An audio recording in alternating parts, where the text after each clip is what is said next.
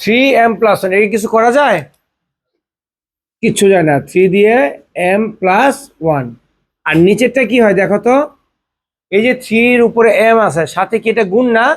তার মানে m দিয়ে কি করব, দুইটাকে গুণ করব। m গুণ করলে কি আসে? m²। পরে মাইনাস m দিয়ে 1 গুণ করলে m। বুঝতে পারছো আরাফাত? দেখো কিন্তু পরে ভাগ, উপরে আছে 9। 9 কি কিছু করা যায়? কি করা যায়? 3² আমি কি বলছিলাম যে সূচকের অঙ্ক অবশ্যই তোমাকে ভাঙ্গায় করতে হবে, যদি ভাঙানো যায়। এটাকে কি করা যায়? 3² আর সাথে কি m+1। আর এখানে 3, এটা হলো দেখো a + b × a - b সূত্র হয়েছে।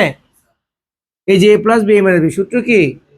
a² - b²। বুঝতে পারছো? গেল। এখন দেখো এই যে বেস 3 মিলছে, 3টা কমন নিছি। 3 যদি আমি কমন নেই তাহলে এখন কি বসাবো? m+1। এই যে ভাগের পরিবর্তে কি মাইনাস, ভাগ থাকলে বিয়োগ। এই দেখো 3, এই যে 3 বেস কমন গেছে 3। এখন পাওয়ারগুলো কি করবো? সব উপরে বসবে m+1। পরে এই যে ভাগের পরিবর্তে মাইনাস m², এটা কি হয়ে যাবে? +m। বুঝতে পারছো? কারণ বিয়োগ, বিয়োগ মানে তোমার এখানে যা মানে চিহ্নটা চেঞ্জ হয়ে যাবে। এখানে ছিল প্লাস হয়ে গেছে মাইনাস, এটা ছিল মাইনাস হয়ে যাবে প্লাস। বুঝতে পারছো?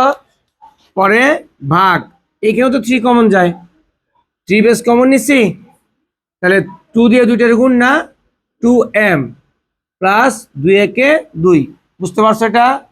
পরে আবার এই যে এটা ভাগের পরিবর্তে কি মাইনাস m², এটা কি হবে?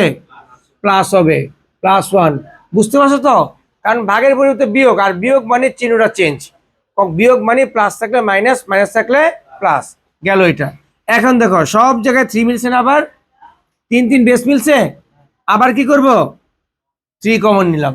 এখন পাওয়ারগুলো সব বসাই দিই। আচ্ছা দেখো m কয়টা?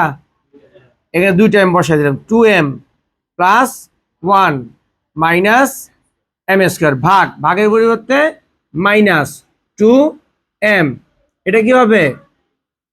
-2, এটা হবে প্লাস m², এটা হবে -2, 1। ঠিক আছে? এখন কি হয় দেখো, এই যে প্লাসের 2m মাইনাসের 2m কাটা, মাইনাসের m² প্লাসের m² কাটা, প্লাসের 1 মাইনাসের 1 কাটা। ঠিক আছে? এটা এখানে দেখায় দিই সমান।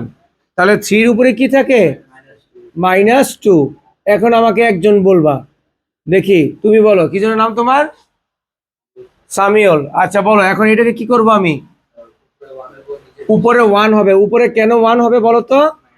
মাইনাস, কারণ আমি বলছিলাম কোনো কিছুর উপর যদি মাইনাস থাকে 1 বসে দিবা। আর পরে 3² কত হয়? 9। এই হলো আমাদের অ্যান্সার। শেষ। ঠিক আছে?